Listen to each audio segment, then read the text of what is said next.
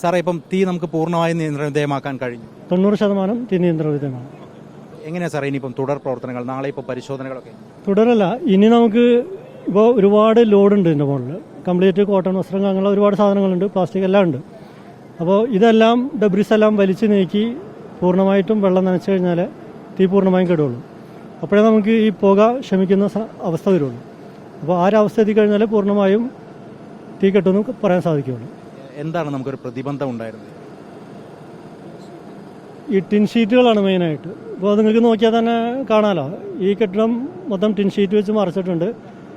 പിന്നെ അടുത്ത് പാസേജാണ് വരുന്നത്, അപ്പുറത്തെ സൈഡിലും അങ്ങനെ തന്നെയാണ്. പിന്നെ 2 പോർഷൻ ഉണ്ട് അപ്പുറത്ത്. കുട്ടി അടക്കപ്പെട്ടു. ഇതിലിപ്പോൾ ബ്ലൂ പ്രിന്റ് ഒക്കെ ലഭ്യമായിരുന്നു? ഇല്ല, അതൊന്നും നോക്കിയിട്ടില്ല. നമ്മൾ നേരത്തെ ഇപ്പോൾ തീ കെടുത്താനുള്ള ശ്രമത്തിലാണ്. ബാക്കി കാര്യങ്ങൾ നമ്മൾ പിന്നാലെ നോക്കുന്നതാണ്. ഇപ്പം പരിശോധനയ്ക്ക് ഇപ്പം നാളെ രാവിലെ മുതൽ പരിശോധനകൾ ഉണ്ടാവുമോ? അല്ല, ഫയർ ഒറിജിനേറ്റ് എന്താണെന്നുള്ളതിൻ്റെ കാരണമാണ് നാളെ പരിശോധിക്കുന്നത്.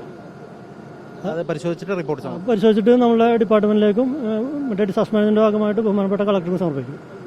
ഇതിപ്പം ഏതാണ്ട് ഇത്രയും മണിക്കൂറുകൾ നമ്മൾ ഒരു ദൗത്യത്തിന്റെ ഭാഗമാണ്. നേരത്തെ നമ്മൾ മിഠായി തെരുവൊക്കെ നമ്മുടെ അനുഭവങ്ങളിലുണ്ട്. അപ്പോൾ പരിശോധനകൾ ആ നിലയ്ക്ക് കൂടി ഇനിയിപ്പോൾ കൂടുതലായിട്ട് ഉണ്ടാവും. അത് ഇതിന്റെ സാഹചര്യം എന്താണെന്ന് നോക്കിയിട്ട് നമുക്ക് കൂടുതലായിട്ട് പറയാൻ കഴിയും.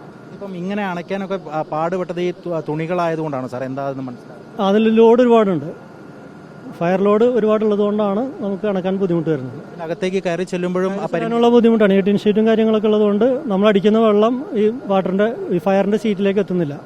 ആ സീറ്റ് ഓഫ് ഫയർ കിട്ടാത്തതുകൊണ്ടാണ് ഈ ബുദ്ധിമുട്ട് വരുന്നത്. പിന്നെ ഞായറാഴ്ച ആയതുകൊണ്ടാണ് തോന്നുന്നത് ഷട്ടറുകൾ കംപ്ലീറ്റ് അടച്ചിട്ടിരിക്കുകയാണ്. ഇതെല്ലാം ഇൻഡിവിജ്വൽ റൂമുകളാണ്, ഒറ്റ ഹോളല്ല. എല്ലാം ഇൻഡിവിജ്വൽ റൂമും പിന്നെ ഈ പറഞ്ഞ രീതിയിൽ പാർട്ടിഷൻ ചെയ്തിട്ടുണ്ട്. സേഫ്റ്റിക്കും സെക്യൂരിറ്റിക്കും വേണ്ടിയിട്ട് ചെയ്തതാണ്. എത്ര യൂണിറ്റുകൾ ഇപ്പോൾ നമ്മൾ ഉപയോഗപ്പെടുത്തിയിട്ടുണ്ട്? നിലവിൽ 12 ഫയർഫോഴ്സിന്റെ കോഴിക്കോട് ജില്ലയിലെ യൂണിറ്റും 2 മലപ്പുറം ജില്ലയിലെ യൂണിറ്റും 1 എയർപോർട്ടിലെ യൂണിറ്റും ഉപയോഗിച്ചിട്ടുണ്ട്. Thank you sir.